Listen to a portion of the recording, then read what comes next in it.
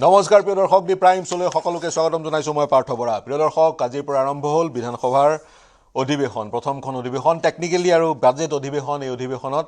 16 দিনীয়া অধিৱেশনৰ 10 তাৰিখে বিত্তমন্ত্ৰী জয়ন্ত মল্ল বৰুৱাই তেওঁৰ প্ৰথমখন বাজেট দাখিল কৰিব। বাজেটক লৈ অসমৰ ৰাইজৰ বিভিন্ন আশা প্ৰত্যাশা আছে। সমান্তৰালে বাজেটক লৈ বিৰোধী দলসমূহৰো কিছু দাবী আশা প্ৰত্যাশা আছে। নতুনকৈ যিগৰাকী অধ্যক্ষ হৈছে ৰঞ্জিত কুমাৰ দাস, তেওঁ কিছুমান নতুন নিয়ম প্ৰৱৰ্তন কৰাৰ চেষ্টা চলাইছে, মূলতঃ তেওঁৰ মতে বিধানসভাৰ গৰিমা অক্ষুণ্ণ ৰাখিবলৈ। বিশেষকৈ মুখ্যমন্ত্ৰী, বিৰোধী দলৰ দলপতি আৰু অধ্যক্ষই যেতিয়া নিজৰ মন্তব্য ৰাখিব, ভাষণ ৰাখিব, তেতিয়া হস্তক্ষেপ কৰিলে নিলম্বনো কৰা হ'ব আৰু জনপ্ৰতিনিধিগৰাকীৰ, বিধায়কগৰাকীৰ ভাত্তাও কৰ্তন কৰা হ'ব। এই ইতিমধ্যে ঘোষণা অধ্যক্ষৰ কাৰ্যালয়ৰ পৰা কৰা হৈছে। এইবাৰ বাজেটৰ লগতে কেইখনমান গুৰুত্বপূৰ্ণ বিধেয়ক গৃহীত কৰিবৰ কাৰণে উত্থাপন কৰা হ'ব আৰু সেই বিধেয়কবোৰৰ যোগেদি অসমত ব্যৱসায়ী প্ৰতিকূল এক পৰিৱেশৰ সৃষ্টি কৰাৰ প্ৰয়াস কৰা হৈছে। ক্ষুদ্ৰ মজলীয়া উদ্যোগৰ ব্যৱসায়ীৰ ক্ষেত্ৰত অনুমতিৰ গোটেই প্ৰক্ৰিয়াটো যাতে সৰলীকৃত হয়, ওৱান উইণ্ড' ছিষ্টেম হয়, তাৰ উদ্দেশ্য সন্মুখত ৰাখি কেইখনমান বিধেয়ক আহিব। সেইকেইখন বিধেয়ক গৃহীত হৈ আইনলৈ ৰূপান্তৰ হ'লে আমাৰ যিসকল উদ্যোগী বা যিসকলে ব্যৱসায়ত নামিব বিচাৰিছে তেওঁলোকৰ কাৰণে লাভ হ'ব বুলি এই মুহূৰ্তত ধাৰণা কৰা হৈছে। অনাগত সময়ত গম পোৱা যাব গোটেই প্ৰক্ৰিয়াটো কেনেদৰে আগবঢ়ায়। আন এটা ঘটনাই বাতৰিৰ শিৰোনাম দখল কৰিছিল, সেইটো হৈছে হিন্দী ভাষা। বিধানসভাৰ লগত অসমীয়া, বড়ো, ইংৰাজীকে ধৰি, বাংলাকে ধৰি হিন্দী ভাষাও সংযুক্ত হ'ল, অৰ্থাৎ বিধানসভাত হিন্দী ভাষাৰো এতিয়াৰ পৰা প্ৰচলন ঘটিব। কিন্তু কোনো আন ভাষা কৰ্তন কৰা হোৱা নাই। আন পূৰ্বৰ যেইকেইটা ভাষা আছিল সেইকেইটাৰ সৈতে হিন্দী ভাষাৰো সংযোজন ঘটিব। মূলতঃ এইকেইটা বিষয় আলোচনা কৰিম। আমাৰ সৈতে একাধিক বিধায়ক উপস্থিত আছে, আজিৰ আলোচনাত অংশগ্ৰহণ কৰিছে। আমাৰ সৈতে ষ্টুডিঅ'ত উপস্থিত আছে ৰাজনৈতিক বিশ্লেষক অপৰূপা বৰঠাকুৰ, আমাৰ সৈতে কংগ্ৰেছৰ বিধায়ক মহিবুৰ ৰহমান আছে, আমাৰ সৈতে বিজেপিৰ বিধায়ক ডক্টৰ মৃদুল দত্ত আছে, আমাৰ সৈতে অসম গণ পৰিষদৰ বিধায়ক ধৰ্মেশ্বৰ ৰয় কিছু সময়ৰ পিছতে সংযুক্ত হ'ব, আৰু আমাৰ সৈতে সংযুক্ত হ'ব AIUDFৰ প্ৰাক্তন বিধায়ক আছৰাফুল হুছেইন। মই প্ৰথমতে বিজেপিৰ বিধায়কগৰাকীৰ ওচৰলৈ যাব বিচাৰিছোঁ। ডক্টৰ দত্ত ডাঙৰীয়া, আপোনাৰ প্ৰথম দিন আজি, গতিকে অভিজ্ঞতা কেনেকুৱা আৰু কি মন্তব্য আগবঢ়াব? বাজেটক লৈ আপোনাৰ বিশেষকৈ কি প্ৰত্যাশা? আজি আমাৰ যিখন বাজেট অধিৱেশন তাৰ আজি প্ৰথম দিন। আজি এই দিনটোতে আমি কেইখনমান বিল পাছ কৰা হৈছে বা উত্থাপন হৈছে আৰু লগতে এখন অৰ্ডিনেঞ্চো উত্থাপন হৈছে। আৰু ইতিমধ্যে আপোনালোকে গম পাইছে সকলোৱে যে এই বাজেট অধিৱেশন যিখন হ'বলৈ গৈ আছে 10 তাৰিখে বাজেট প্লেচ কৰিব, যিখন আমি ফাইনেন্সিয়েল ষ্টেটমেণ্ট বুলি কওঁ। আচলতে বাজেটটো অফিচিয়েল হেৰিয়াত নাই, তাৰ আচল ৱৰ্ডটো হ'ল ফাইনেন্সিয়েল ষ্টেটমেণ্ট। আৰু এই বাজেটৰ দ্বাৰা চৰকাৰখনে আগন্তুক বৰ্ষৰ বাবে এটা কাৰ্যক্ৰমণিকা এটা লে কৰে আৰু তাৰ লগতে আমাৰ যি পৰিকল্পনা থাকে, যি ধৰণৰ আঁচনি থাকে দীৰ্ঘকালীন, তাৰ লগত সামঞ্জস্য ৰাখি বাজেটখন বা ফাইনেন্সিয়েল ষ্টেটমেণ্টখন প্ৰস্তুত কৰা হয়। আৰু আমি সকলোৱে আশা ৰাখিছোঁ যে এই বাজেটৰ দ্বাৰা অসমবাসীৰ যি আশা আকাংক্ষা সেইখিনি প্ৰতিফলিত হ'ব তাত। আৰু বিভিন্ন ধৰণৰ যিবিলাক ছেক্টৰ আছে, এগ্ৰিকালচাৰে হওক, ইণ্ডাষ্ট্ৰি হওক, ছাৰ্ভিচ ছেক্টৰ হওক, আন যিবিলাক আমাৰ খণ্ড আছে বিভিন্ন ধৰণৰ, সেই খণ্ডবিলাকত বাবে যাতে এডুকেশ্যন এটা বৰ ইম্পৰ্টেণ্ট এটা খণ্ড, আমাৰ তালৈও যাতে ছাফিচিয়েণ্ট পুঁজিৰ আবণ্টন হয় আৰু অসমৰ ইকনমিটো যাতে আমি সুস্থিৰভাৱে লৈ যাব পাৰোঁ, তাৰ কাৰণে আমি চেষ্টা ৰাখিম। এখন স্বাৱলম্বী ৰাজ্য হিচাপে অসমক ৰূপান্তৰ কৰিবলৈ ক্ষুদ্ৰ মজলীয়া উদ্যোগৰ ক্ষেত্ৰত সৰলীকৰণৰ ব্যৱস্থা কিছু অনাৰ কথা কোৱা হৈছে, পৰ্যটন উদ্যোগো ব্যৱসায় অনুকূল কৰাৰ কিছু কথা কোৱা হৈছে। গতিকে এই দিশত চৰকাৰে কিছুমান পদক্ষেপ গ্ৰহণ কৰিব। আৰু তাৰ সমান্তৰালে আৰু এটা কথা মই ক'ব বিচাৰিছোঁ, আজি শিক্ষামন্ত্ৰীগৰাকীয়ে এক মন্তব্য কৰিছিল, প্ৰাথমিক বিদ্যালয়ত ছাত্ৰ ছাত্ৰীৰ সংখ্যা দ্ৰুতভাৱে অৱনমিত হোৱাৰ কাৰণটো তেওঁ জন্মৰ যি গড়, সেই গড় হ্ৰাস পোৱা বুলি কৈছে। টোটেল ফাৰ্টিলিটি ৰেট হ্ৰাস পোৱাৰ কাৰণে প্ৰথম শ্ৰেণী আৰু প্ৰি প্ৰাইমাৰীত ছাত্ৰ ছাত্ৰীৰ সংখ্যা হ্ৰাস পাইছে বুলি তেওঁ কৈছে। এই মন্তব্য কিমান গ্ৰহণযোগ্য? যদি চৰকাৰী বিদ্যালয়ত সেই কাৰণটোৰ কাৰণে TFR কমি যোৱাৰ কাৰণে হ্ৰাস পাইছে ব্যক্তিগত খণ্ডৰ বিদ্যালয়ত সেই কাৰণটো এপ্লিকেবল হয়নে ব্যক্তিগত খণ্ডৰ স্কুলবোৰত কিয় বৃদ্ধি পাইছে ই এক প্ৰশ্ন প্ৰাসংগিক প্ৰশ্ন গতিকে শিক্ষামন্ত্ৰীগৰাকীৰ ভাষ্য কিমান গ্ৰহণযোগ্য বা বিজ্ঞানসন্মত সেই বিষয়টোত আলোচনা কৰাৰ অৱকাশ আছে মই কংগ্ৰেছৰ বিধায়কগৰাকীৰ ওচৰলৈ যাম প্ৰথমটো দিন বাজেট অধিৱেশনৰ আপোনালোকক আপুনি উপস্থিত আছিলে গতিকে বাজেটখনক লৈ কংগ্ৰেছৰ কি প্ৰত্যাশা তাৰ পিছত আন বিষয়বোৰলৈ যাম আজি আমাৰ প্ৰথম দিন আছিলে আৰু 10 তাৰিখে বাজেট উপস্থাপন কৰা হ'ব আমাৰ যেটো আকাংক্ষা হেতু নিশ্চয় অসমৰ গোটেই অসমৰ ৰাইজৰ আকাংক্ষা যে অসমখন কিদৰে আমি সুচাৰুৰূপে আগবঢ়াই লৈ যাব পাৰো যিবিলাক প্ৰধান সমস্যা আছে কিছু সমস্যা আছে যিবিলাক সমাধান যদি আমি কৰিব নোৱাৰো তেতিয়াহলে আমাৰ দীৰ্ঘদিনীয়া লছ হ'ব যেনেকৈ গৰাখহনীয়া এটা বিশাল সমস্যা আছে বানপানীৰ সমস্যা আছে যত লাখ লাখ আমাৰ ৰিসোৰ্সেস নষ্ট হৈ যায় গতিকে এইবিলাক সমস্যাবিলাক সমাধান কৰিব লাগিব লগতে আমাৰ যেটো হিউম্যান ৰিসোৰ্স আছে মেইনলি আৰু আমাৰ যেটো এগ্ৰিকালচাৰ ৰিসোৰ্সেস আছে সেইবিলাক কেনেদৰে আমি উন্নতি কৰি কেনেদৰে আমাৰ অসমখনক আগুৱাই লৈ যাব পাৰো সেইখিনি আমি আশা কৰিছো আজি আমি এটা এডজৰ্নমেন্ট মোশনো আনিছিলো ইলেক্ট্ৰিচিটিৰ যেটো অৱস্থা বিশেষকৈ গাঁও অঞ্চলবিলাকত আপোনালোকে গম পায় নিশ্চয় যে ট্ৰান্সফৰ্মাৰ সদায় এটা বা দুটা গৈ মোৰ সমষ্টিৰ পৰা মই সদায় ফোন পাই থাকো যে সদায় এটা বা দুটা ট্ৰান্সফৰ্মাৰ নষ্ট হৈ গৈ আছে কি কাৰণত হৈছে কোনেও গম নাপায় বহুতে কয় ওভাৰলোডিংৰ কাৰণে হৈছে বিভিন্নজনে বিভিন্ন মতামত আগবঢ়ায় ইলেক্ট্ৰিচিটি ডিপাৰ্টমেণ্টক ক'ব নোৱাৰে সেইটো এটা ডাঙৰ সমস্যা হৈছে সেই সমস্যাটো এই কাৰণে দেখুৱাব খুজিছো কাৰণ এটো গৰমৰ দিন আৰু এই দিনত বহুত আমাৰ হস্পিটাল এটা আছে তাৰ ট্ৰান্সফৰ্মাৰ বেয়া হৈ আছে 15 দিনৰ পৰা ট্ৰান্সফৰ্মাৰ এটা আনি সেটআপ কৰোতে যিবিলাক টাইম লাগে এইবিলাক কিবা মানে আপোনাৰ টেকনিক্যাল ইস্যুজ আছে সেইবিলাকৰ ওপৰতো যাতে নজৰ দিয়া হয় ট্ৰান্সফৰ্মাৰ যাতে আমি যেহেতু পাৰচেজ যদি কৰিবই লাগে আমাৰ যদি বছৰত 500টা লাগে আমি একেবাৰে কিয় পাৰচেজ কৰি না ৰাখো নষ্ট হ'ল তাৰ পিছত আকৌ আনিলো তেনেকৈ যেটো ডিলে হৈ গ'ল এইবিলাক ক্ষেত্ৰত ডিলে হলে বহুখিনি ক্ষেত্ৰত বহুত লছ হয় আমাৰ এটা কথা কক আপুনি ইতিমধ্যে যি নতুন নিয়ম কৰা হৈছে হুলস্থুলীয়া পৰিৱেশৰ সৃষ্টি কৰিলে সেইগৰাকীক নিলম্বন কৰা হ'ব আৰু তেওঁৰ দৈনিক ভাত্তা কৰ্তন কৰা হ'ব গতিকে এই প্ৰক্ৰিয়াৰ যোগেদি সদনৰ গৰিমা অক্ষুণ্ণ থাকিব নে কৰবাত বিৰোধীৰ যি সকল জনপ্ৰতিনিধি তেওঁলোকৰ কণ্ঠৰুদ্ধ হ'ব কি ভাবে আপুনি এতিয়া বেছিকৈ হুলস্থুল কৰাও বেয়া এতিয়া চাগে এইটো এটা সামঞ্জস্য ৰাখি কামখিনি হ'ব লাগে এতিয়া বিৰোধী দলৰ আমাৰ যেটো ভূমিকা আমি নিশ্চয় যিবিলাক ৰাইজৰ হকে যিবিলাক চলি আছে তাক সাপোৰ্ট কৰিম ৰাইজৰ হক মানে হকৰ বিৰুদ্ধে যদি কিবা চলি আছে তাৰ নিশ্চয় বিৰোধিতা কৰিম অখিল গগৈয়ে মন্তব্য কৰি থকা পৰিলক্ষিত হয় আপোনালোকে কৰবাত যেন যি বিষয়বোৰ উত্থাপন কৰিব লাগে সেই বিষয়বোৰ উত্থাপন কৰাৰ সুযোগ গ্ৰহণ নকৰে অখিল গগৈ তেনেকুৱা নহয়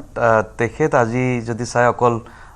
ফাৰ্স্ট আৱাৰটোৱে আছিল তাৰ পিছত তেখেত নাছিলেই তেওঁ শিৰোনাম দখল কৰে হেডলাইন আহে এতিয়া চাওক তেখেতৰ বিষয়ে মই একো ক'ব খোজা নাই তেখেতে নিজৰ পন্থা এটা লয় নিজকে হাইলাইট কৰিব কিন্তু আমাৰ যেটো দায়িত্ব আছে গোটেই অসমখনক এটা মানে অসমখনক তাতে ৰিপ্ৰেজেন্ট কৰিবলৈ সেইটো আমি কৰি আছো তাৰ কাৰণে আমি জানো এডজৰ্নমেন্ট মোশনটো আনিলো সেইটো ৰাইজৰ আগত বা আপোনালোকৰ সংবাদ শিৰোনামত আহিলে তেনেকুৱা ধৰণৰ আমাৰ পন্থা বেলেগ তেখেত এজন মানুহৰ দল বা এজন দুজন আছে তেখেতৰ পন্থা বেলেগ গতিকে এইটো এজন দুজন মানুহৰ দল বুলি আপুনি কৈছে হয় মই বাইদেউ আপোনাৰ ওচৰলৈ আহিছো অপৰূপা বৰঠাকুৰ বাইদেউ আপুনি কি মন্তব্য আগবঢ়াব মই যদি বিধানসভাৰ কাৰ্যক্ৰমণিকাক লৈ আমি বাহিৰৰ পৰা আপোনাৰ ধাৰণাটোৰ বিষয়ে জানিব বিচাৰিম তাৰ সমান্তৰালে হিন্দী ভাষাৰ যি ইন্ট্ৰোডিউস কৰা হল হিন্দী ভাষা ইয়াৰ প্ৰয়োজনীয়তা কিমান আছিল অধ্যক্ষ মহোদয় এটা সাংবিধানিক পদবী তেওঁ এটা সিদ্ধান্ত গ্ৰহণ কৰিছে কিছুমানে সেই সিদ্ধান্তক আদৰণি জনাইছে কিন্তু গোটেই বিশ্বত 50-60 কোটি মানুহে কোৱা এটা ভাষা সেই ভাষাটোৰ লৈ যদি আমি কিবা এটা সিদ্ধান্ত বা পদক্ষেপ লওঁ সেই ভাষাটোৰ কোনো পৰিৱৰ্তন নহয় গতিকে প্ৰয়োজনীয়তা কিমান আছিল বুলি ভাবে আপুনি প্ৰথম কথা হ'ল বাজেট অধিৱেশনখন আৰম্ভ হৈছে আৰু বাজেট অহা আগন্তুক বাজেটখন হয় এখন সকলোৰে বাবে কল্যাণকামী বাজেট হোৱাটো বিচাৰো প্ৰথম মোৰ মানে পইণ্ট অফ ভিউ পৰা ক'বলৈ গ'লে মোৰ এক্সপেক্টেশন হেতু আৰু দুই নম্বৰ কথা হ'ল এই যে হিন্দী ভাষাটো সোমাই দিলে হেতুৰ পৰা মই বৰ বেছি কিবা এটা ৰিয়েক্ট কৰিব লগা কথা বুলি নাই ভবা কাৰণ হিন্দীটো আমাক দৰকাৰ আমি যিমানে নকওঁ হিন্দীটো আমাক প্ৰয়োজনীয় এটা ভাষা যেনেকৈ ইংৰাজীটো আমি যিমানে নকওঁ যে ব্ৰিটিছৰ ভাষা কিন্তু ইংৰাজীটো আমি এৰিব নোৱাৰো প্ৰয়োজনীয় ভাষা গতিকে আমি হিন্দী আৰু আমাৰ অসমীয়া ভাষাটো মুখ্য কৰি পেলাই বাকিকিটা ভাষা লগত ৰখাটোত মই বৰ অসমীয়া বা বড়ো ভাষাক মুখ্য কৰি বাকী কিটা ভাষা ৰখাৰ হয় মই বৰ বেছি এটো মানে বিতৰ্কিত বুলি নাভাবো আচলতে কথাটো ক'বলৈ গ'লে সেই বিতৰ্কিত বুলি নাভাবে ইয়াৰ বাদে যিয়ে ঘুলস্থলীয়া পৰিৱেশৰ সৃষ্টি হয় অধ্যক্ষগৰাকীয়ে হয় এই কথাটো মই কৈছো তাৰ মানে কথা ওপৰা-ওপৰি হৈ গ'লে আপুনি কাৰো কথা কোনেও নুশুনা এটা পৰ্যায় পাই যায় যেতিয়া সদনত সদায় সন্মানীয় মানুহসকলে থাকে বুলি আমি ভাবো যেতিয়া তাত বেছি কথাৰ ওপৰত কথা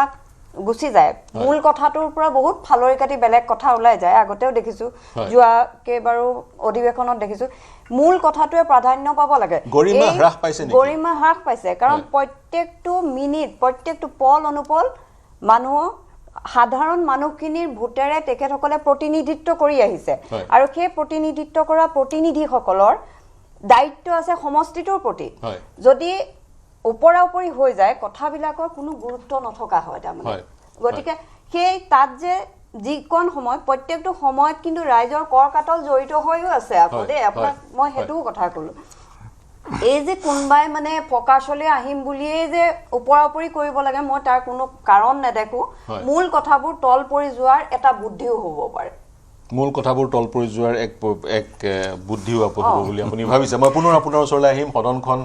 ভালকৈ পৰিচালনা হোৱাটো আমি সকলোৱে বিচাৰো আমাৰ যিবোৰ বিষয় যিবোৰ সমস্যা সেই সমস্যাবোৰ উত্থাপিত হওক আৰু সমাধান সূত্ৰ ওলাওক আইন গৃহীত হওক আৰু সেই আইনৰ যোগেদি অসমৰ উত্তৰণ ঘটক সেই কাম্য সকলোৰে আশৰাফুল হুছেইন প্ৰাক্তন বিধায়ক ইউডিএফৰ আমাৰ সৈতে সংযুক্ত হৈ আছে আজি 20 বছৰৰ পিছত প্ৰৱেশ ঘটিলে বদৰুদ্দিন আজমল ডাঙৰীয়াৰ আপোনালোকৰ দলৰ মুৰব্বীৰ বিধায়ক হিচাপে 2006 তেওঁ বিধায়ক আছিলে তাৰ পিছত সাংসদ হৈ দীৰ্ঘদিন সাংসদ হৈ আছিলে গতিকে কি প্ৰতিক্ৰিয়া প্ৰকাশ কৰিব এই মুহূৰ্তত আপোনালোকৰ বিধায়কৰ সংখ্যা হ্ৰাস পাই 2জন গতিকে সেই ক্ষেত্ৰত বিধানসভাৰ মজিয়াত দলটোক সক্ৰিয় কৰি ৰাখিবলৈ কি ধৰণৰ ষ্ট্ৰেটেজি দল আপোনালোকে গ্ৰহণ কৰিছে এবাৰ আপুনিও নাই বদৰুদ্দিন আজমল সাহেবে 20 বছৰ অন্তত আকৌ পুনশ্চ বিধানসভালৈ আহিছে আৰু আমি অসমৰ বঞ্চিত মজলুম মেহনতি মানুহে এতিয়া আশাৰ বতৰা পাইছো আৰু নিশ্চিতভাৱে অনুভৱ কৰিছো যে এইবেলি এআইডিএফৰ বিধায়কৰ সংখ্যা হ্ৰাস পোৱাৰ ফলত অসম বিধানসভা বঞ্চিত মানুহৰ যি কণ্ঠ সেই কণ্ঠ হ্ৰাস পাব নিশ্চিতভাৱে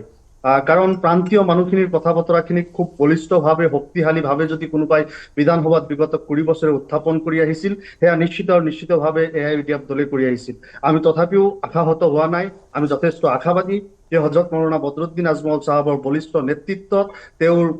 দীৰ্ঘমেধী চিন্তা আৰু চেতনাৰ ফলস্বৰূপে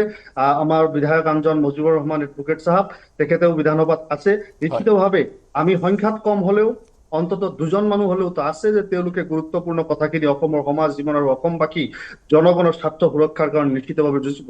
বিৰোধী দল হিচাপে এআইডিএফ দলে বিগত 20টা বছৰে বিধানসভাত যিখিনি ভূমিকা পালন কৰি আহিছিল আপোনালোকে নিশ্চিতভাৱে নিশ্চক্ষে সেইখিনি চাইছে অসমৰ জনগণে সেই কথাখিনি নিশ্চিতভাৱে চাইছে হয় এইবেলি নিৰ্বাচনত জনগণৰ যি ৰায় সেই ৰায় আমাৰ পক্ষে নহয় আমি প্ৰায় 12 লাখ ভোট লাভ কৰিছো 12 লাখ ভোট লাভ কৰাৰ পিছতো আমি মাত্ৰ 2খন আসন লাভ কৰিছো আমি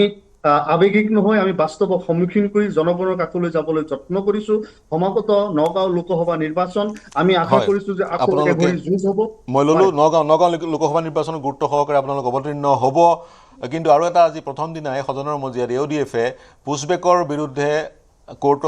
কোৰ্টলৈ যোৱাৰ মন্তব্য আগবঢ়াইছে গতিকে কি ক'ব বিচাৰিব পুছবেক গোটেই প্ৰক্ৰিয়াটোৰ বিৰুদ্ধে আপোনালোকে আদালতলৈ যাব সেই ধৰণৰ মন্তব্য আগবঢ়াইছে গতিকে সেই ধৰণেৰে বিধানসভাত বিষয়বোৰ উত্থাপন কৰাৰ আপোনালোকে প্ৰয়াস কৰিছে কৰিব নেকি এইবাৰ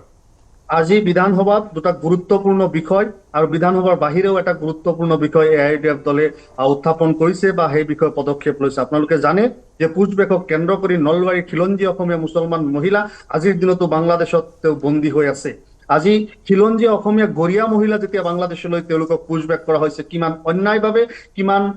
বিচাৰহীনভাৱে তেওঁলোকক এই ধৰণে দেশৰ পৰা বহিষ্কাৰ কৰিলে এজন বৈধ ভাৰতীয় নাগৰিক হোৱাৰ পিছতো যেতিয়া এগৰাকী মহিলা নিজৰ ভাৰতৰ নিজৰ ৰাষ্ট্ৰত নিজে থাকিব নোৱাৰিলে ইয়াতকৈ দুৰ্ভাগ্যৰ কথা একো হ'ব নোৱাৰে এই ক্ৰন্দন এই যন্ত্ৰণা হত সহস্ৰ মহিলা আৰু পুৰুষৰ দেশব্যাপী অসমব্যাপী আৰু সেই কথা আজি এআইডিএফ দলে বলিষ্ঠভাৱে উত্থাপন কৰিছে একেটা সময়তে অসমৰ যিসমূহ থলুৱা উদ্যোগ আছে অসমত যিসমূহ পিইউচি আছে এই পিইউচি সমূহত বহিৰাগত মানুহে বা অসমৰ বাহিৰৰ মানুহে চাকৰি বাকৰি লাভ কৰিছে সেই তুলনাত দেখা গৈছে যে অসমীয়া মানুহ বঞ্চিত হৈছে সেই বিষয়ে আজি ধাৰা 54ৰ অধীনত হজৰত মৌলানা বদৰুদ্দিন আজমল চাহাবে আজি বিধানসভাত বলিষ্ঠ মই ললো, উত্থাপন হয়। কৰিছিল মই একেদৰে ললো। আপুনি জানে যে ইউচিচিক কেন্দ্ৰ কৰি আজি AIDF-ৰ এটি সজাতি দল বদৰুদ্দিন আজমল চাহাবৰ নেতৃত্বত সন্মানীয় ৰাজ্যপাল মহোদয় মহামহিম ৰাজ্যপাল হয়, মহোদয়ক হয়। সাক্ষাৎ কৰিছে হয়, গতিকে সক্ৰিয়তা প্ৰদৰ্শন কৰিছে UCCৰ বিৰুদ্ধাচৰণ কৰি আপোনালোকৰ সজাতি দলে ৰাজ্যপালক সাক্ষাৎ কৰিছে। দ্বিতীয়তে সেই অসমৰ যিবোৰ অনুষ্ঠান, সেই যিবোৰ চৰকাৰী প্ৰতিষ্ঠান, সেই প্ৰতিষ্ঠানসমূহত বহিৰাগত লোকৰ যি তেওঁলোকে চাকৰি লাভ কৰিছে, ইয়াৰ বিৰুদ্ধাচৰণ কৰিও আপোনালোকে বিষয়টো উত্থাপন কৰিছে আৰু পুছবেকক লৈও মন্তব্য কৰিছে। বিশেষকৈ আইনৰ দুৱাৰ, আইনৰ কাষ চপাৰ কথা আপোনালোকে কৈছে। মই বিজেপিৰ বিধায়কগৰাকীৰ ওচৰলৈ আহিম। সেইখিনি AUDF-ৰ তেওঁলোকৰ আজিৰ দিনটোৰ কাৰ্যসূচী। বিশেষকৈ এইবাৰ যিহেতু মই আৰম্ভণিতে কৈছিলোঁ, অসমত যাতে সহজভাৱে ব্যৱসায় কৰিব পৰা যায়, এই যি মেৰপেচ ৰেড টেপ, সেই ৰেড টেপবোৰ নোহোৱা কৰাৰ এক উদ্দেশ্য সন্মুখত ৰাখি চৰকাৰে বহুকেইখন এইবাৰ বিধেয়ক উত্থাপন কৰিব, গৃহীত কৰিবলৈ। গতিকে কি বুলি ক'ব আপুনি, কি মন্তব্য আগবঢ়াব? অসমত ব্যৱসায়ীৰ অনুকূল এক পৰিৱেশৰ সূচনা কৰিবলৈ প্ৰতিটো খণ্ডত এই বিধেয়কবোৰ কিমান, যদিহে আইনলৈ ৰূপান্তৰ হয়, কিমান সহায় কৰিব বিধেয়কবোৰে? কথাটো এনেকুৱা ধৰণৰ যে কোনো ব্যৱসায় বা যিকোনো ইণ্ডাষ্ট্ৰী, স্মল বা মিডিয়াম বা তাৰ ওপৰত যিবিলাক হেভি ইণ্ডাষ্ট্ৰী, কোনো চৰকাৰে ইচ্ছাকৃতভাৱে আচলতে কোনো ৰেষ্ট্ৰিকশ্যন মানে ৰখাৰ পক্ষপাতি নহয়, কোনো ধৰণৰ বাধা আৰোপ কৰাৰ পক্ষপাতি নহয়। কাৰণ আমি এতিয়া স্বদেশীৰ ওপৰত গুৰুত্ব দি আছোঁ। কথাটো আপোনালোকে নিশ্চয় গম পাইছে যে ভোকেল ফৰ লোকেল। এতিয়া আমি একত্ৰিছ পলিচিৰ ওপৰতো কাম কৰিছোঁ। আমি ইণ্ডাষ্ট্ৰিয়েলাইজেশ্যন হওক বা আন ধৰণৰ বাণিজ্যিকৰণ হওক, সকলোতে আমি ইণ্ডাষ্ট্ৰীক আমি এনকাৰেজ কৰিবলৈ চেষ্টা কৰিছোঁ আৰু কোনো ধৰণৰ বাধা আহিব বুলি মই ভবা নাই। যিবিলাক আঁচনি ল'ব বা যিবিলাক বিল আহিব পাৰে, সেইবোৰত যে কাইলৈ স্মল ইণ্ডাষ্ট্ৰীৰ ওপৰত কিবা মাধমাৰ পৰিব বা মিডিয়াম ইণ্ডাষ্ট্ৰীৰ ওপৰত কিবা মাধমাৰ পৰিব, সেইটো মোৰ মনে নধৰে। অনুমতি লোৱাৰ প্ৰক্ৰিয়াটো সৰলীকৰণ কৰা হৈছে। অনুমতিটো সৰলীকৰণ হ'লে আপোনাৰ আমাৰ যিবিলাক ইণ্ডাষ্ট্ৰীৰ ক্ষেত্ৰত স্মলেই হওক, মিডিয়াম হওক, সেইখিনিতো বেছি ভাল হ'ব। পাৰিলেতো ছিংগুল উইণ্ডত হ'লে আৰু ভাল। সেইকাৰণে উদাহৰণস্বৰূপে চিনেমা হল মুকলি কৰিবলৈ DC পৰ্যায়লৈ গ'লে হয়, DC পৰ্যায় গুচি গ'ল। এইটো চিম্প্লিফাইড হ'বই। কাৰণ আপোনালোকে চাওক, আমি এটা লিবেৰেলাইজ ছিষ্টেমত কাম কৰি আছোঁ। মুক্ত অৰ্থনীতিত যিখন আমাৰ অসমৰ অৰ্থনীতিতে বৰ্তমান চলি আছে, আৰু তেনেকুৱা ক্ষেত্ৰত আচলতে কোনো চৰকাৰে কোনো প্ৰতিবন্ধকতা আনিব বুলি আমি নাভাবোঁ। কিন্তু এটা প্ৰশ্ন, এই যি ব্যৱস্থাবোৰ আপোনালোকে কৰিব, যিকেইখন বিধেয়ক আনিছে, এইবাৰ নিঃসন্দেহে বিধেয়ককেইখন আইনলৈ ৰূপান্তৰ হ'ব। এই যি ব্যৱসায় অনুকূল এক পৰিৱেশৰ সূচনা আপোনালোকে অসমত কৰিব বিচাৰিছে, এই পৰিৱেশৰ সুযোগ আমাৰ খিলঞ্জীয়া যুৱক যুৱতীয়ে গ্ৰহণ কৰাৰ দিশতো আপোনালোকে ব্যৱস্থা ল'ব লাগিব। নহ'লে যিসকলে বহু যুগৰ পৰা ব্যৱসায় কৰি আছে, অনা অসমীয়া, অসমত থকা ভাৰতীয়সকল, তেওঁলোকে এই যদি গোটেই প্ৰক্ৰিয়াটোৰ সুযোগ সমূলঞ্চে গ্ৰহণ কৰে, তেতিয়া আমি পুনৰ ঘূৰি পকি বেক টু স্কোৱাৰ ওৱান। এইটো চৰকাৰে নিশ্চয় চিন্তা কৰিছে। আৰু আপোনালোকে চাবক, এতিয়া আমি উদ্যমিতা যিটো আঁচনি, তাৰ দ্বাৰাও আমি নতুন নতুন এণ্টাৰপ্ৰিনাৰ সৃষ্টি কৰাৰ কাৰণে চেষ্টা কৰিছোঁ। বিশেষকৈ মহিলাসকল, তেওঁলোকে বহুত ছাকচেছো হৈছে বেলেগ বেলেগ ধৰণৰ, তেওঁলোকে সৰু সুৰা ইণ্ডাষ্ট্ৰী খুলি। সেইকাৰণে এইখন চৰকাৰ কেতিয়াও ধৰক ইণ্ডাষ্ট্ৰীৰ বিৰোধী নহয় বা যিবিলাক কমাৰ্চিয়েলাইজেশ্যনৰ বিৰোধী নহয়, সেইকাৰণে চলি থাকিব, সেইধৰণে চলি থাকিব। তাৰ লগতে আৰু এটা তথ্য আজি বিধানসভাৰ মজিয়াত পালোঁ, অসমৰ লোক বাহিৰত ৩৮৪ গৰাকী অসমৰ লোকৰ মৃত্যু হৈছিল বহিৰাজ্যত। সেই ৩৮৪ গৰাকীৰ শৱদেহ চৰকাৰৰ যি শ্ৰদ্ধাঞ্জলি আঁচনি, সেই আঁচনিৰ যোগেদি লৈ অহা হ'ল। এতিয়া দুটা কথা বিভিন্ন সময়ত আমি এই বিষয়টো উত্থাপন কৰিছোঁ। শ্ৰম বিভাগৰ হাতত, অসম চৰকাৰৰ শ্ৰম বিভাগৰ হাতত অসমৰ পৰা বহিৰাজ্যলৈ কিমান লোক গৈছে, ক'ত কিমান লোকে কৰ্মৰত হৈ আছে, বিশেষকৈ ব্লু কলাৰ চাকৰিবোৰত, তাৰ কোনো তথ্য নাই। আৰু দ্বিতীয়তে, যদি সেই আমাৰ অসমৰ যুৱক যুৱতীসকল অলপ শৱদেহ নাহি তেওঁলোক সুশৰীৰে ঘূৰি আহি অসমত কামত নিয়োজিত হয়, তেতিয়াহে ই এক সফল প্ৰক্ৰিয়া বা সফলতাৰ দিশে গোটেই প্ৰক্ৰিয়াটো গৈছে বুলি আমি ধৰিব পাৰোঁ, নহয় জানো? মই আপোনাৰ ওচৰলৈ আহিম। মই মহিবুৰ আপোনাৰ ওচৰলৈ যাব বিচাৰিছোঁ। কি মন্তব্য কৰিব? বিশেষকৈ ব্যৱসায়িক ক্ষেত্ৰত কিছু সৰলতা অনাৰ চৰকাৰে প্ৰয়াস কৰিছে, প্ৰয়াস কৰিব আইন উত্থাপন। নিশ্চয়। এতিয়া কথা চাওক, আমাৰ সকলোৰে ইচ্ছা যে আমি আগবাঢ়োঁ, অসমখন আগবঢ়াই লৈ যাওঁ। যিবিলাক আমাৰ ব্যৱসায়ৰ নতুন স্থাপনৰ কাৰণে, ইণ্ডাষ্ট্ৰীয়ে হওক বা নতুন আমাৰ যিবিলাক ব্যৱসায়িক প্ৰতিষ্ঠান আছে, এইবিলাক ছেটআপৰ কাৰণে যিবিলাক নিয়ম নীতি আছে, তাত নিশ্চয় সৰলীকৰণৰ দৰকাৰ আছে এতিয়া আমাৰ বহুত ক্ষেত্ৰত দেখা যায় যে যিজনে ছেটআপ কৰিব বিচাৰিছে তেখেতৰ হয়তো 3 বছৰ ITR ফাইল কৰা নাই বা GST নাই বহুত ধৰণৰ কাগজৰ কমি আছে সেইবিলাক কৰোতে যিখিনি টাইম লাগি যায় সেই টাইমখিনিত তেখেতৰ যিটো প্ল্যানিং আছিল মানুহজন পিছুৱাই যাব লগা হয় বহুত ক্ষেত্ৰত তেখেতে যিটো লোন পাবলগীয়া আছে সেই লোনটো পাবনে নাই সেইটোৰ চিন্তাটো আগবাঢ়িব নোৱাৰা হয় এতিয়া আমি যদি বাহিৰা দেশৰ লগত কম্পেয়াৰ কৰোঁ মই নিজে আমেৰিকাত আছিলোঁ 10 বছৰ আছিলোঁ তাতে এমপ্লয়মেণ্ট জেনেৰেশ্যনৰ কাৰণে they take a lot of risk in the chance যে এইখিনি যদি এমপ্লয়মেণ্ট জেনেৰেট কৰাৰ কাৰণে যিখিনি দিলে চৰকাৰে সেইখিনি নষ্ট হ'ব পাৰে সেইটো ধাৰণা লৈয়ে চলে আৰু সেইটোক এজ এ ৰিস্ক লৈ কিন্তু যিটো ৰিটাৰ্ণ যদি আহে সেইটো ৰিটাৰ্ণ যে বহুত পজিটিভ ৰিটাৰ্ণ আহিব সেইটোও সিহঁতে জানে আৰু আমি এটা কথা জানিব লাগিব যে নতুন ব্যৱসায় বা নতুন যদি ইণ্ডাষ্ট্ৰি ছেটআপ কৰা হয় তাত ফেইলিয়ৰ হোৱাৰ চান্সটো বহুত হাই হয়